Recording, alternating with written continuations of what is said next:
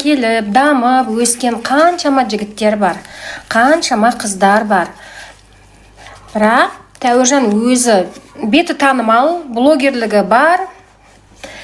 Бірақ оның пайдасын артында көрінбей отырғандар алып атыр ғой. Әйтпесе Тәуіржан бай болмай ма, керемет бизнестер болмай ма, керемет үйі болмай ма, керемет машинасы болмай ма. Сондықтан көп адамдар қиялмен Тәуіржанның сыртқы бейнесіне қызығады, бай деп ойлайды. Енді бұрынғы өмірінде бай болған шығар, шынында да. Негізінде Тәуіржанның артында тұрған көп адам бар. Тіпті Тәуіржан сияқты блогерлерді пайдаланып жүрген бизнесмендер бар. Процентке ақша беріп қойып.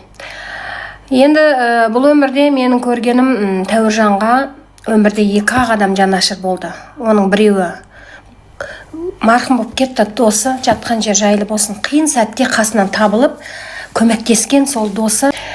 Одан кейін нағыз жанашыр қиын сәтте тастамаған Гули болды. Гули деген блогер бар ғой, соны білесіздер.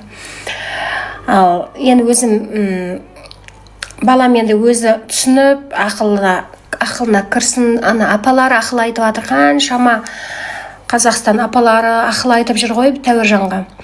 Солардың ақылы Тәуіржанның рухына жетсе, ол жанындағы адамдардың бәрінің Тәуіржанды жетелеп емес, Тәуіржан бетін пайдаланып ақша тауып жүргенін біледі. Солай. Бірақ Тәуіржан өзі сондай өмірді жақсы көреді ғой деді. Я, Тәуіржан сондай өмірді жақсы көреді. Не істекске соны істейді, бірақ анандай былыққа батып атқанын білмейді да. Қайтем енді. Былыққа батып атқанын, мошенниктер, алаяқтар реклама жасатып қойып, өздерінің жарнамасын жүргізіп қойып, ақша тауып атқанын ол білмейді. Мен зерттеп, әр ана өзінің баласын біледі негізі. Айгүлге қарсы ба деймін. Айгүлге қарсы, мен вообще Тәуіржан кімге ғашық болса да қарсы емеспін. Бірақ әлі ғашық болмай жүр ғой. Ғашық болса ол үйленеді. Бірақ Тәуіржан қасында жүрген адамның бәрі, шынымды айтайын, Тәуіржан бетін пайдаланып жүр, еще реклама істетіп жүр. Тәуіржан арқылы ақша тауып жүр. Оның артында көрінбей тұрған көп адам бар. Сарапшы болып келген жайымыз бар. Мен ғана емес, ескілерден қасында Ізбасар. Қалайсың? Амансың ба? Жақсы, керемет. Ізбасар бол, екеуміз сарапшы болып келіп қалдық бүгін. Жігіттердің өнерін бағалап, не айтасың? Не айтам, сәттілік тілеймін бәрін. Иә. Бәрін көріп алған деген тұжым жасамыз. Ол қолдағаныңызға Аллаға шүкір, рахмет. Мен көрдім, бірақ сол кезде қатты күлгенім еще Нұржан ғана остановка деген вообще өлтірді енді действительно. Әдем болды. Мен жігітім, ол мен жігітім. Сен, иә, жігітің молодец. Әзілді өлтіреді екен прям кәдімгідей. Харизмасы ұрып шүкір. Бақытты болыңдар. Жанға болейте, пожалуйста. Нормально барлығы. Қалыңыз қалай? Қайырлы күн баршаңызға, өте керемет. Қош келдіңіз, осындай бір сайысымызға келіп қалдыңыз сарапшы ретінде. Біздің мисс Зухра ханым. Қалай, ұнап жатыр ма, жігіттердің дайындығы қалай? Өте жақсы, биылғы жылда прям жігіттер керемет дайындалған. Мен негізі ана күні прям басынан бастап қарадым. Маған ұнады, үйде отырып инстаграмнан қараймын. Жігіттер молодцы.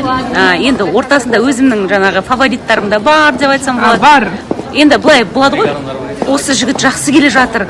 Осы алып қалатын шығар деген сияқты фавориттар бар әрине. Оны бірақ айтпай қойыңыз. Оны әрине айтпаймыз. Ол мен өзім әділ адаммын. Қалай мысалы выступать етті, солай сонысына бағасын беріп айтамын. Ол кісі қазір сіздің андай бір күткен нәрсеңізден ойыңыздан шықты ма? Ойымнан өте жақсы шықты. Демек, ол бала уже выступать етіп қойды. Қалыңыз қалай, жалпы жігіттер ұнап жатыр ма? Өте ұнап жатыр, жақсы. Мен бұрын асуға білмедім, бірақ өнерлі екен көбісі. Биші жігіттер көп, ән айтатын жігіттер де өте көп. Өзі алдыңғы сайыстарды қарадыңыз ба? Алдыңғы сайыс сол таныстыруды ғана бір шалып көріп шықтым, одан көрмедім. Көзіңізге түскен бір ер азаматтар бар ма? Бұл кезде сол Нүни мен Шерхан болды маған таныстырудан. ұнаған ма? Ұнаған. Қалай сен Нұрсұлтан? Жақсы, рахмет, өзіңіз қалайсыздар? Өзіңіздің өнеріңіз өзіңіздің ойыңыздан шықты ма? Мен енді өзімнің ойымнан шықты, бірақ сырт көзге қалай көрінгенін білмеймін, қазір шыққаннан кейін эфирде көрдім. Жанды дауыста өлең айттыңыз, иә? Иә, жаңағы. Қиынға соққан жоқ па? Кейінгі соқты, темандай уже сәл қатты билемедім, қатты қимылдамадым, себебі ішкі дыхалкамды сәл өшіріп деген сияқты соңында. Енді бұйырса қанша алам деп ойлайсыз? Қандай бала алам? Бұйырған. Қалайсыз Абылайхан? Аллаға шүкір, әдемі, жақсы. Номеріңіз ұнады ма? Менікі бана айтқандағыдай ғой, негізінде актерларым кешігіп қалды, содан кейін өзім шықтым да өз өнерімді көрсете салдым. Негізінде тағы да қосуға болушы еді, бірақ ойладым уақыт сол ғана шығар деп. Енді бір қанша ұпай алам деп ойлап тұрсыз?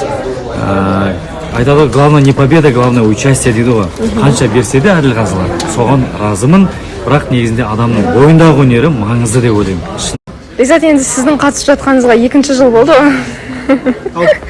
2-ші жыл болды. Неге бүгін жай ғана өлеңмен шығам деп ойладыңыз? Білмеймін, нормально ғой? Негізі жақсы ғой, бірақ анау жылы кәдімгідей сіз билеп те өлең де айтып, мына жақта бір шоу жасаған едіңіз. Көндігу болды ғой шымша. Көндігу болды, қатты шығынданмай қойайын, қатты өзімді қинамай қойайын дедім. Шынын айта салайын, болша. Енді келе сала жігіттердің бәріне көмектесіп жүгіріп жүрген Аруна қызымыз отыр. Қайсыз? Кімнің өнері ең қатты ұнап келе жатыр? Көп қой. Бәрінің бір тұстары бар негізі. Өнер адамдары. Ғалымжан екеуі мысалы демалыс күндері дайындалды. Иә, дайындалдық. Күшті тамақтанып, сосын билері де өте әдемі болды. Досым ғой, мен жақсы досым. Сәйда, сіздің таңдауыңызды, сіздің кімге жанкүйер болып жатқаныңызды білемін. Бірақ енді өзіңіздің бір комментарийіңіз болса Ғалымжанның өнеріне. Маған Ғалымжанның өнері өте ұнады. Мен ойымша, бұл жерде самое важное дать эмоции. Сол бүкіл эмоцияны вау деп в шоке болды. Мен ойлаймын, көрермендер де в шоке болды. Ғалымжан оказывается фокусник. Әр Ханзада сайысында бізде бір өнерлі жігіттің бір несі шығады да, бір өнері шығады. Соның бірі сіз болып тұрсыз енді. Сіздің фокусник екеніңізді ешкім білмепті. Иә, негізі өзімнің бұрынғы достарым білетін, бірақ бұл жаққа келгеннен кейін ешкімге көрсетпей жүрдім, арасында болмаса осы жерге дайындадым. Енді бір күні өзіміз отырып шай ішіп бір фокустардың бәрін айтып береді. Нұрдәулет, енді сіз бір мейірімді Ханзадамыз болдыңыз ғой. Бәрі ұнайды бұл кісіге.